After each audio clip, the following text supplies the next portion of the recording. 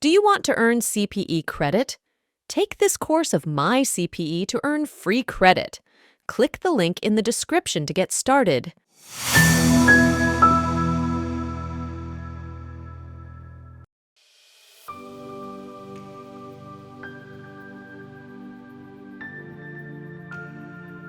All right, it is election season, and one of the things we're going to get into today is proposed taxes by the Biden administration. Now, I do want to preface this, and I think you need to preface this with your clients as well, is when we talk about election time and taxes, that's the important thing, right? We don't take sides.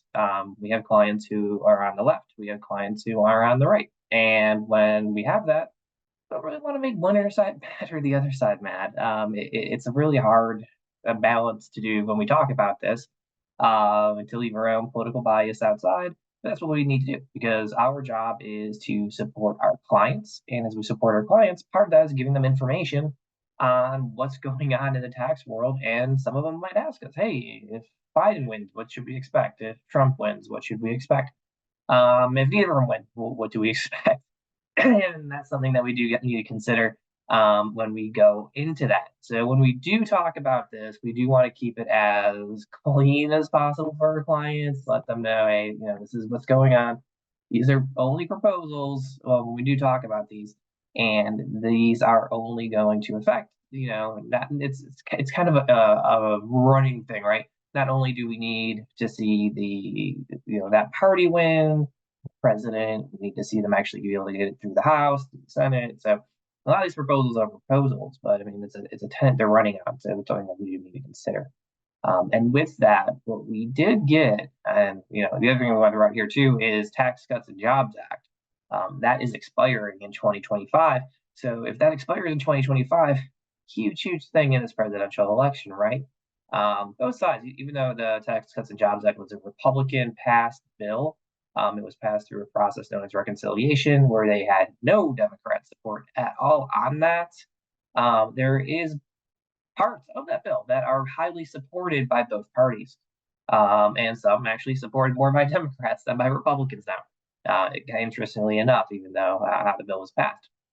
So that's going to be a major tenet that we're going to have in this election. So the interesting one is we did get a budget report finally from the Biden administration, and it kind of details what to expect, what to expect when expecting, what to expect from capital gains. And I think that's the important one I want to talk about today. What we're really looking at this short, one of the proposals is a tax hike up to 44.6% on the wealthiest individuals. So this is one of those things too. I like reading through articles, and one of the things, and you start, reading and adjusting political things, and you get the slants from everyone, and everyone hates things, everyone likes things, and it all depends on who you're reading it from. So depending who you read this from, it's the end of the world. Depending who you're reading it from, it's a really good proposal. I'll toss out a quote in a little bit from a nonpartisan think tank, and I think those are always probably the best places to get to. In general, how would this capital gains rate work? So our highest ordinary rate would jump to 39.6%. Do you want to earn CPE credit? Take this course of MY-CPE to earn free credit. Click the link in the description to get started. The other thing that would happen is the net investment income tax would jump to it would jump up 1.2%. So it's at 3.8% now. So it would jump to 5% if your income is above $400,000.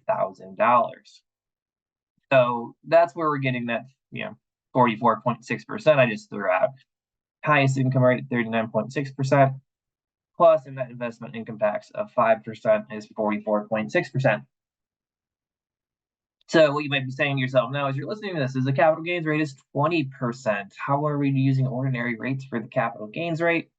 It would switch the capital gains rate from that top rate of 20% to the top marginal rate of 39.6% if you earn more than $1 million annually. So that is how we get up to 44.6%. So if you're making more than $1 million, your capital gains would generally be taxed at 44.6%.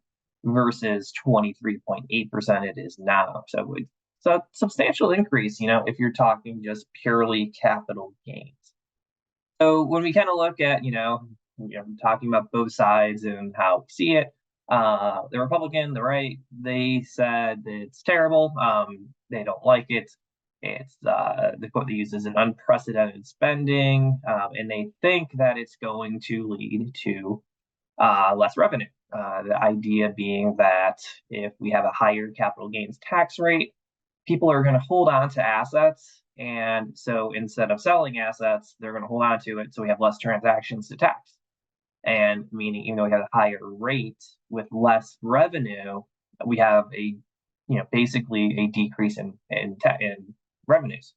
So if you have, generally a lower tax rate at 20%, but you have 100 transactions, that's better than a tax rate at 44.4% or 40.9% with only 3 transactions, right? Because you're seeing all these transactions occur. Each time you get that transaction, you're getting a tax. When you only have 1 or 2 transactions, you're not getting a tax. There is a proposal on unrealized gains in here as well, which we're not going to talk about in this short. I just did want to throw that out, but that generally the number's high. I had my notes somewhere here. Let me just double check. I think the number they threw out for their unrealized gains is if you make 100 million or more in income, then you would see a 25% tax on unrealized gains. Now, we don't know if that's going to work at all, really, because it's right now at the Supreme Court, there's a case called Moore, and that Moore case can get rid of any kind of unrealized gains tax. So that's definitely one to look out for. So I'm not too worried about that. That's why we're not digging into it really in this short for this one. Looking at other sides, on the left is saying, yes, this is a great move. We're taxing higher earners at a higher percent, and that's, better for middle class, and it's generating there. So Tax Foundation, they came out with their analysis on it. Tax Foundation, I like Tax Foundation. You haven't used them much. They are nonpartisan, so they're typically not left-right leaning. Their fiscal impact on it says it would, while increasing our marginal rates on investment, reduce GDP 2.2% in the long run, capital stock by 3.8%, wages by 1.6%, employment by about 788,000 full-time jobs. Budget would decrease American incomes as measured by GNP by 1.9% in the long run, reflecting offsetting increases in taxes and reduced deficits as debt reduction. Interest payments to foreign owners of national debt. That's what National Foundation says. So that's kind of what they threw out on what they think their impacts are. So not, the highest, most liked thing. And, when you looked at some of the statistics, when we did see capital gains in the past cut, the first Bush administration was one that kind of tossed out the very biggest capital gains tax originally. That got it back down to this like 20% rate, and we actually did see an increase in transactions. So it would be interesting to see what's going to end up happening now. So that's the general policy and what we think is going to happen, and some people's opinions on it. Outside of that, what we need to do then for our clients is, what do we expect? Do we expect this to pass? Probably not. If it's going to pass, what do we need? We would need to see Biden win the presidential election. We need to see the Democrats win the Senate. Honestly, if you're going to want to see it pass the Senate, you're going to want to see at least the Democrats get 60 seats in the Senate, giving them a supermajority. It's doubtful. They could do the reconciliation route where they only need 50 votes. So that is possible. They do another tax bill through that. But they do have other legislative priorities, so it's not positive they would use reconciliation. But to guarantee it would pass, you would want 60 senators. You'd also need to get a majority in the House.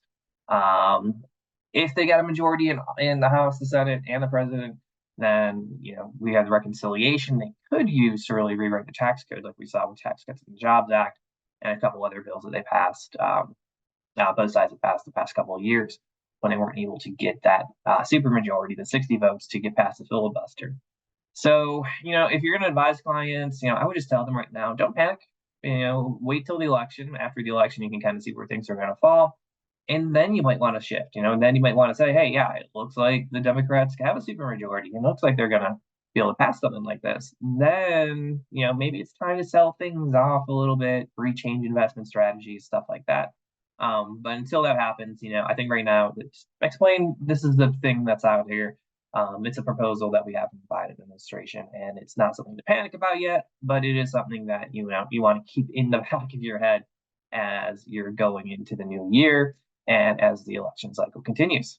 All right, so that's what I had today. Again, don't really like getting into politics, but when we have the elections and we do have taxes heavily involved in these, we do need to, and it really does help our clients.